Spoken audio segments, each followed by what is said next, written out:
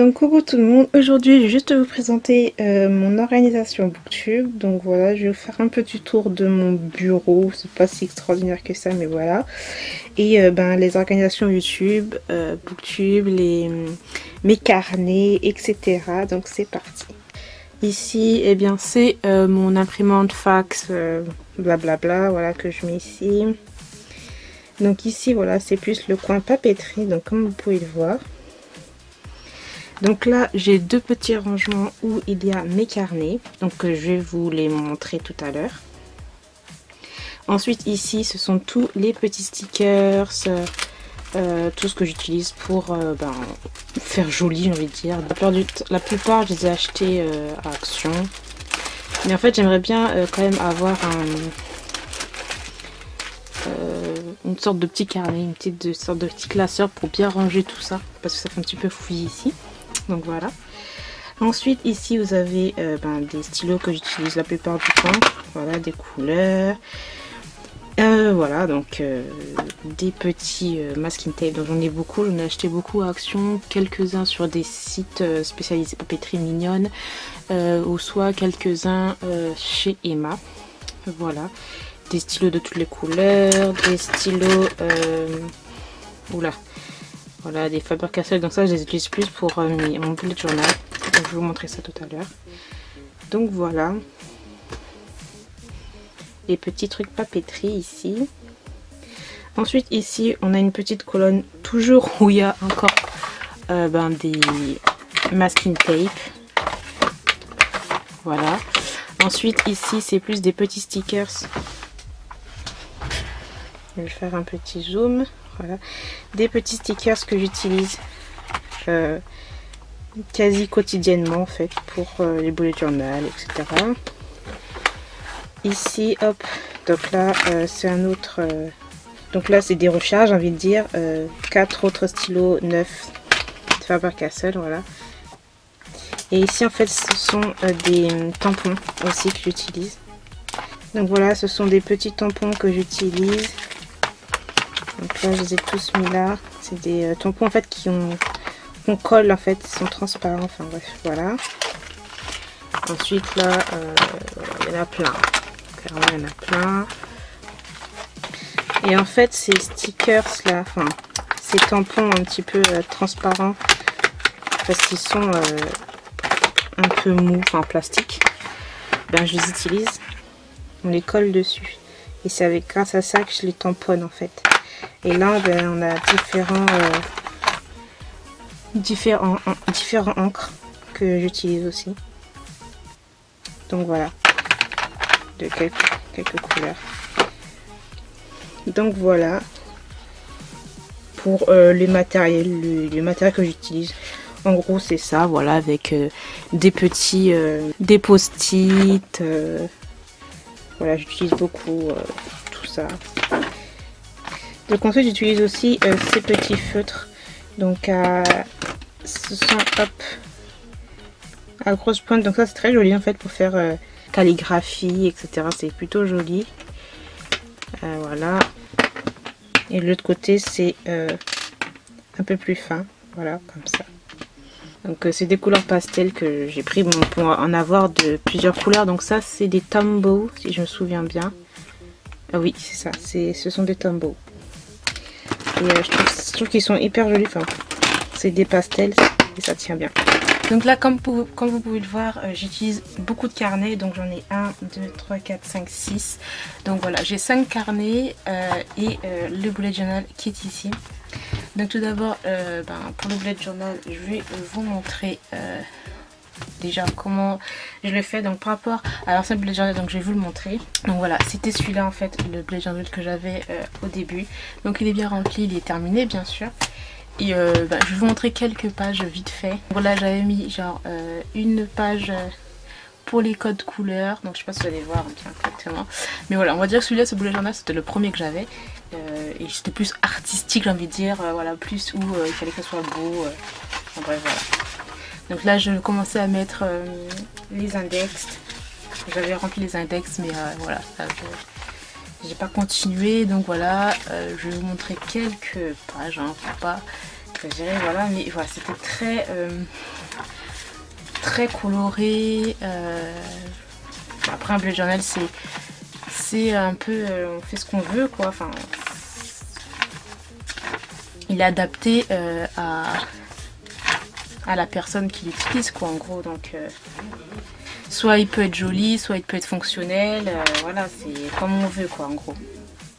Et donc voilà, là c'est rose, là on a des trucs roses et tout. Là hop, comme on peut voir, c'était très décoratif, beaucoup de choses très jolies, hein, voilà, que j'utilisais. Donc voilà, ça faisait comme ça. Je ne vais pas tout vous montrer non plus. Mais voilà. C'était comme ça pour le premier bullet journal. Et le deuxième, celui-là en fait, il est beaucoup plus fonctionnel. En fait, simplement. Donc je l'ai fait un peu plus simple. Donc là on a les codes couleurs qui sont ici. Donc chaque couleur correspond à une tâche à faire. Là on a des petits post-it. Les post-it aussi c'est des trucs où ils sont tous, ça correspond à quelque chose. Donc les post-it bleus ça correspond aux anniversaires, les post-it verts ça correspond à ma série, les post-it jaunes au tracker, les post-it roses wishlist et les... voilà, donc c'est comme ça. Ensuite les index je les utilisais pas donc j'ai pas mis. Là on a une page key, donc là key c'est les légendes, donc là le pointage, une croix c'est-à-dire fait, une flèche reportée, etc. Ensuite là on avait comme ça le planning du mois d'avril, donc on faisait comme ça, donc là on a les jours, les dates, et là on a le code couleur qui est là à côté, donc rouge c'était pour travail, vert c'était pour ménage, le planning planification aussi, vidéo, là les livres à lire, donc comme ça, livres achetés, les sorties, ensuite là le suivi des lectures, le tracker. Donc là après ça c'est parti les trackers, donc un tracker sur tous les mois, ensuite tu mets des trucs hein. Là voilà, bon bref c'était des trucs simples en fait. Là je vous laisse regarder.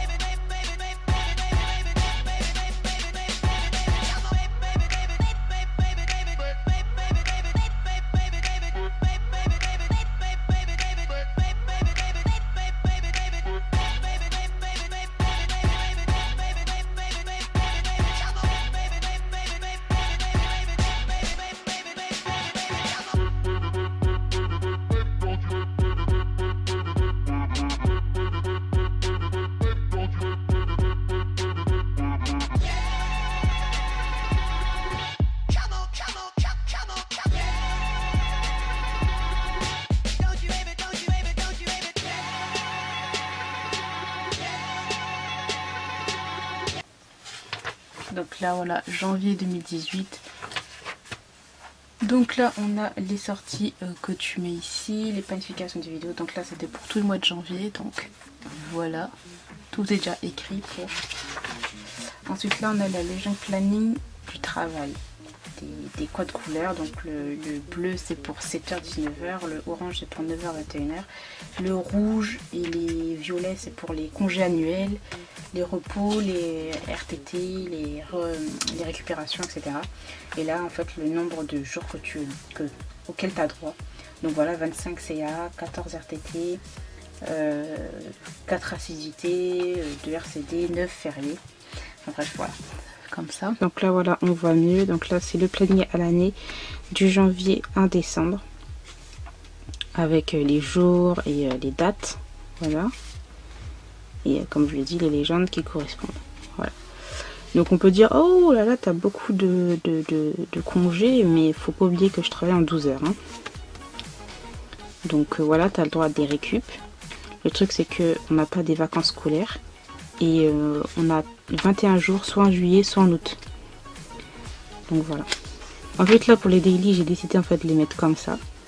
Donc avant je faisais du lundi jusqu'au vendredi mais ça sert à rien. Donc c'est du jour le jour, hein, voilà, donc on passe du 3 au 9, du 9 au 13 et 14, bref. Et voilà. Ensuite là les livres à lire comme ça. Là on avait mis, ça c'était pour les tops. Ensuite là vous pouvez voir j'avais noté les meilleures chansons de 2017. Ensuite là une page pour les animés que je regardais cette année quoi. Les idées vidéo, donc il faut pas que je... Bon, peut-être que vous avez déjà vu, mais pas grave. Ensuite là, un temps pour la prière. Voilà, que je mets pour moi. Alors ensuite, les hashtags les plus utilisés en Instagram. Donc voilà, j'ai fait une petite liste de tout ce qui est utilisé pour pas oublier. Ensuite, une petite page pour les adresses. Donc des fois j'oublie, hein, des fois on les met, mais après je les oublie, donc je préfère les écrire là. Ensuite, on a... le challenge l'ivresse, donc voilà je veux dire 100 livres, donc j'ai fait une petite page pour. Puis ensuite voilà, il n'y a plus rien. Donc voilà, c'est tout simple. J'ai essayé de faire un truc beaucoup plus simple en janvier. Ensuite on va passer ces différents carnets que j'utilise. Toc, alors on va commencer par ce carnet là. Donc ça c'est un carnet rigide. Voilà. Et en fait je trouve qu'il est trop cute parce que là en fait c'est tout doux et là c'est normal en fait. Bref. Donc en fait c'est juste pour les sagas livresques en cours. Donc je mets le nom de la série avec le nom de l'auteur et toute la série. Donc voilà.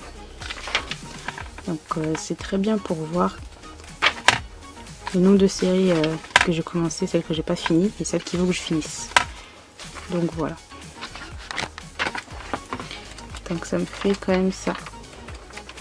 Tout ça de série quand même. Hein. Il y en a que je suis à jour, il y en a d'autres que je suis pas à jour.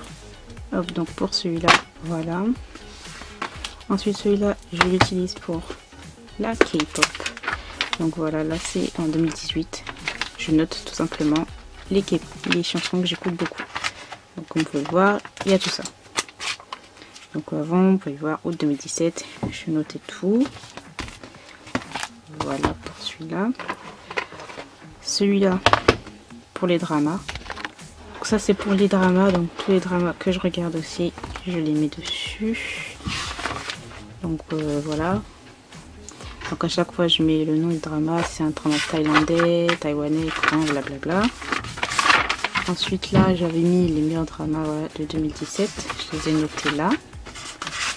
Et voilà les dramas en cours, et là j'ai mis les meilleurs dramas 2018 que j'ai mis là.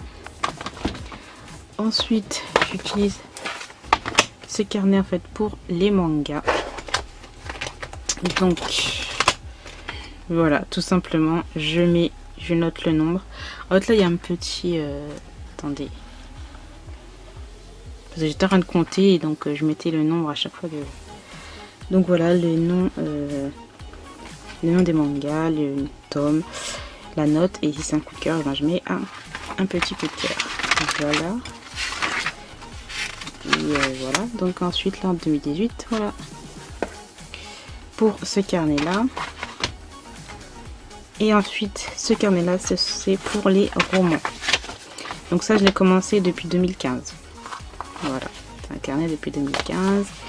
Et je note la série, la note, et puis simplement si ça a été un coup de cœur ou pas quoi. Donc voilà. Ça c'est bien parce que depuis 2015 je vois bien ce qui est écrit. Parce que le nombre que j'ai lu, donc en 2015 j'avais écrit voilà. 2015 j'avais lu 200 livres au lieu de 100. Ça c'était cool. 2017 voilà. Donc en gros c'est comme ça. Et donc voilà, c'est terminé pour la petite présentation de ma vidéo d'organisation Booktube. Voilà, c'est simple en fait. Hein, voilà, j'utilise le bullet journal un peu plus personnel. Voilà, les tâches que je dois faire, etc. Je note un peu plus les sorties livresques dedans. Voilà. Et après j'utilise d'autres carnets, ceux-ci là où je mets voilà je note tout en gros. Donc voilà, j'ai terminé pour cette petite organisation vidéo, organisation Booktube et tout ça. Donc j'espère quand même que cette vidéo vous aura plu. Dites-moi vous si vous utilisez des carnets, si vous utilisez des carnets, des stickers ou pas du tout quoi que ce soit, ou que ce soit tout simplement minimaliste tout simplement. En tous les cas, moi je vous remercie d'avoir regardé cette vidéo jusqu'au bout et je vous retrouve très bientôt pour une nouvelle vidéo. Bye.